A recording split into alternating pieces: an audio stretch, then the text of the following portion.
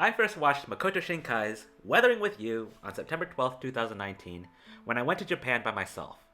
I watched it in the renowned Shinjuku Toho Cinema, which is right in Kabukicho, where some of the beginning scenes of this movie also take place. When I went to Japan, it was a very spur-of-the-moment decision to go. I graduated college a few months earlier, I was going to start working in less than a month, and so in a very impulsive move, I planned a quick trip to Japan, and 2 weeks later I went. It was like an official end to my youthful student life, because right after my trip, I would start working a job in an office as an adult, and so this trip to Japan, my favorite country in the world, this exciting trip during a pivotal, transitory period of my life that I went through all by myself, it was a very emotional experience. And that is where anime director Makoto Shinkai shines, in the art of emotions. Like many anime fans, when I first watched Your Name in 2016, it was pretty much love at first sight. The movie was a cultural phenomenon that skyrocketed Shinkai to widespread fame, and is currently the highest grossing anime movie of all time. It had charming leads, a gorgeous soundtrack by Radwimps, and breathtaking photorealistic animation. And so when Shinkai announced his next film would promise to include all these same things, I and many others were bursting with anticipation. Heck, I was so excited to watch this movie that I flew to Japan almost solely just to see it. I don't think I've ever been more hyped to watch a movie in theaters than Weathering with You. And so when I finally did see it, in the Shinjuku Toho Cinema on September 12, 2019, it was an overwhelmingly cathartic experience. Every expectation I had building up over the 3 years since I saw Your Name was met and shattered in the most gratifying and superlatively satisfying ways. It was the single most memorable and purely ecstasy-like experience I've ever had with a movie in my life. But I've yet to mention one pivotal fact. It was in Japanese. And I do not speak Japanese. So I had no idea what this movie was about.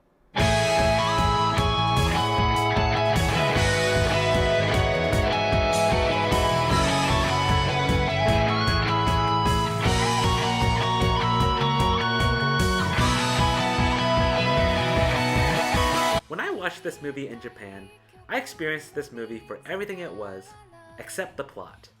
I experienced this movie through its sonorously triumphant soundtrack, through the attentively detailed animation, and through only the sound of the characters' voices and the looks on their faces.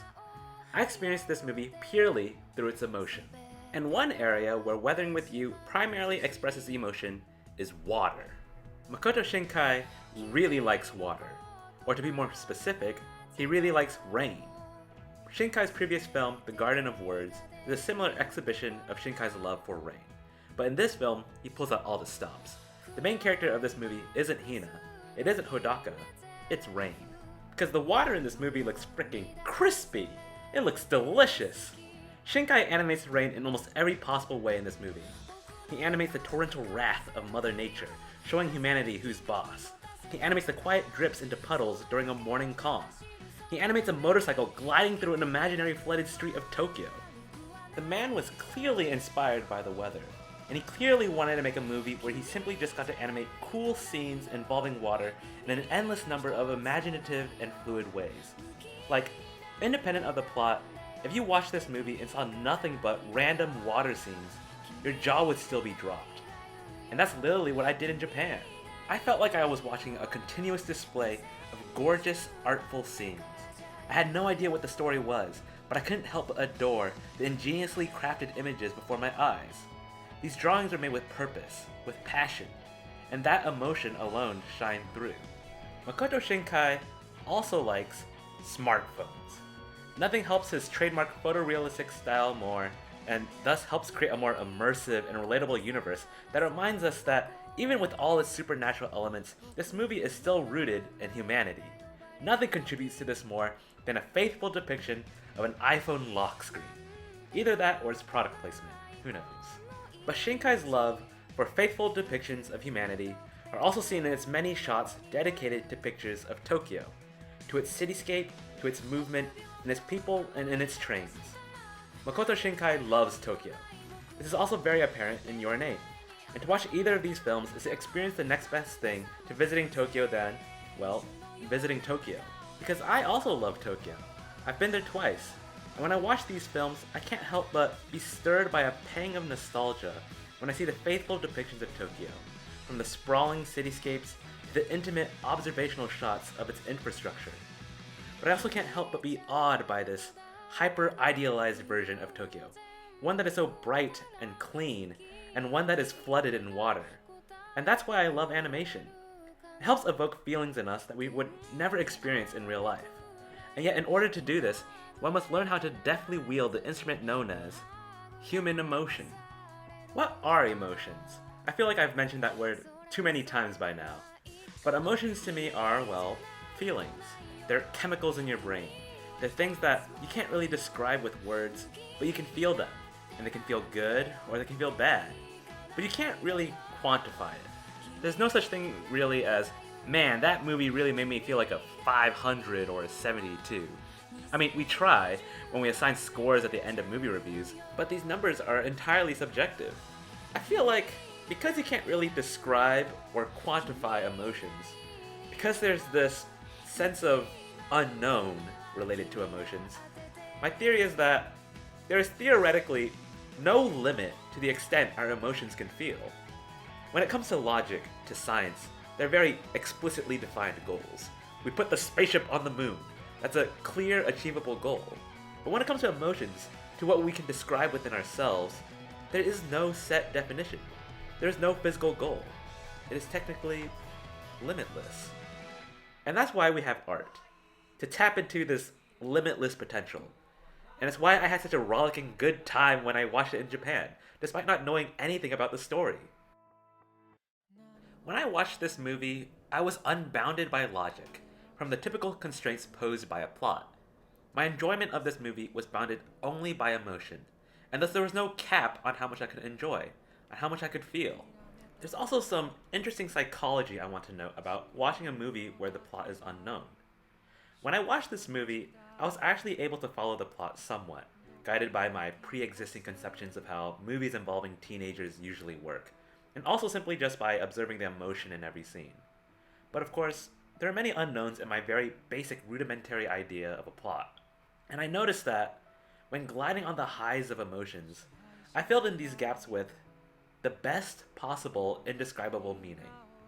What I mean by that is, while elements of the plot were unknown to me, I didn't just leave them blank. Instead, I filled them with something in my subconscious. And what is that something?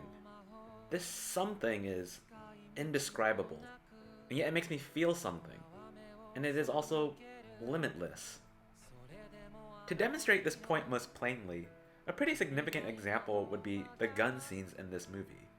When I was watching the gun scenes, I was transfixed by the tension of these scenes, by the blurs of motion, by the wrenching voice acting, by the emotion. But what about the logic? What about the why are these characters yelling and waving guns at each other? The logic for these scenes was missing for me.